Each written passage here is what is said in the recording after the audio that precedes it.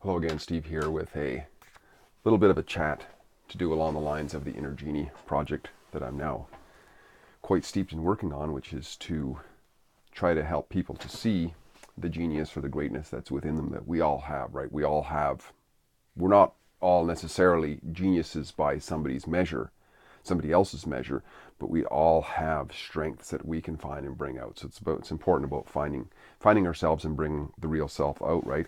In terms of strength. And sometimes when I'm thinking about these things, something from the past comes up, which has nothing to do with anything that I can prove or anything that can be researched and say, yeah, Steve, that is absolutely correct. It's just a thought. It's just a little motivational trick that I use. And this one has to do with the word Diplodocus. Now, Diplodocus was this giant dinosaur that I first came into some knowledge about through the series of videos that kids used to like to watch, which was the Walking With series, right? There was the Walking With Dinosaurs animation movie, or a documentary, which was great, that I thought the kids really loved it. And there was the Walking With Giant Mammals and Walking With Prehistoric Other Creatures. I forget the titles of them all. But I do remember Walking With Dinosaurs, and one of the features on there was this Diplodocus, which was this massive herbivore, which was one of the largest dinosaurs of its time, maybe the largest, I'm not sure. But it was sometime, of course, in the Jurassic period, right? It had to be because it was that big. And when I say had to be, well, of course, just because of the social conscience of Jurassic Park. That's why I'm saying that. And not that the word is derived from what I'm thinking about, because apparently it has something to do with the V bone in its butt. I think that's where the Diplodocus word comes from. But I thought about it in terms of, it looked like the way it was walking was a Diplodocus, because I think of somebody plodding along, right? Somebody plodding along is the Diplodocus, right? That's what it looked like to me, the way they showed it. It was this massive force of nature moving across these prairies and eating off treetops. And it was a whole ecosystem into itself. There was sort of whole colonies of small pterosaurs that would live on its back to eat the lice and whatnot. And yeah, this massive animal, it seemed to be unstoppable.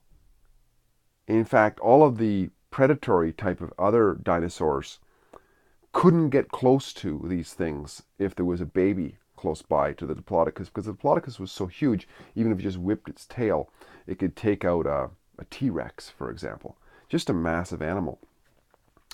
But I like to think of it in terms of value for us, kind of in the same idea of the religious stories, right? Religious stories, we don't have to take them as real.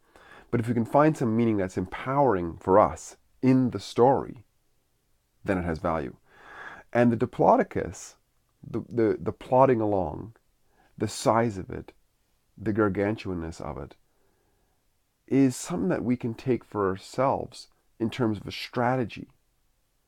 That if we keep moving slowly on our path, like the Diplodocus wasn't probably all that fast of an animal. It was like the turtle, right? It can just walk fairly slowly. But because it doesn't give up, the turtle can go a long distance. And because the Diplodocus is so strong, even though it doesn't walk that fast, it just goes. Trees don't stop it, T-Rexes don't stop it, nothing stops it. Now, of course, in reality, yes, I've always said many, many times before, there's controllables and uncontrollables. The uncontrollables can very well stop us. It's true, if we get to a brick wall, we're probably not going to walk through it.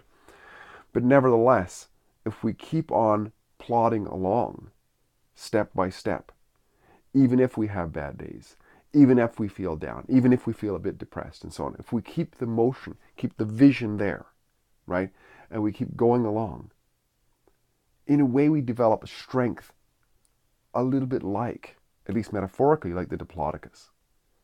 Because of its force of nature, we can become like forces of nature in our own worlds. At least that's the biggest chance we have for change, I would say. Expecting the uncontrollables to show up, and our lucky stars, and our ships to come in, and our lucky breaks, all that sort of thing, is A little bit like if the Diplodocus was just to wait for somehow the Earth to move it across the plane. No, it had to actually lumber along and get itself across there. And whatever it is that we're doing, if we can take that attitude as well, that we must take the steps, as little as they are, day after day after day after day. And the more we focus our attention, the more we reduce all the distractions associated with getting in the way of what it is that we want, and we continue doing the efforts that get us to where we want, we become, in a way, metaphorically like the Diplodocus, I think. And we can get a lot done, and we can move on to a greater levels of self-fulfillment, I would say.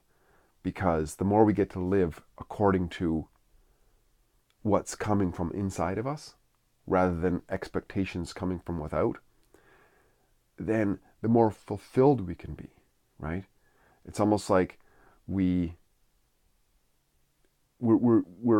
reacting to, we're completing the call of desire from within with the fulfillment of the actions, and there's a match there. And I think too, in time, not just I think, but from experience, anecdotally anyways, the more we continue to respond to those inner calls and we fulfill those inner calls, the more we become capable, the more fit we become, the greater Diplodocus we can become. Because it's like anything else, the more we practice something, the better we can become at it, right? The more we practice a language, the better we become at it. The more we practice a musical instrument, the more better we become at it. The more physically active we become, the more fit we become. The more times we put ourselves into fearful situations and challenge ourselves, the more confident we become. All of these things, the more we practice, the better we become at it. And we begin to fulfill and to draw out that inner genius, that inner capability of getting things done. But I don't think we can overemphasize the importance of stick-to-itiveness, that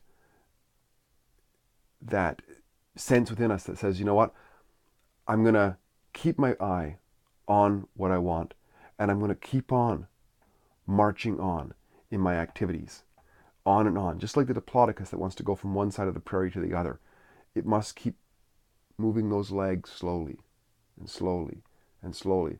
And even though it's slow at times, it has that strength to keep going, and nothing stops it. Steve here again, great chatting. Hopefully that's helpful. The metaphor and the lesson we can take from the Jurassic Park period, or the Jurassic period animal rather, the mighty force of nature known as Diplodocus. Talk again soon. Bye for now.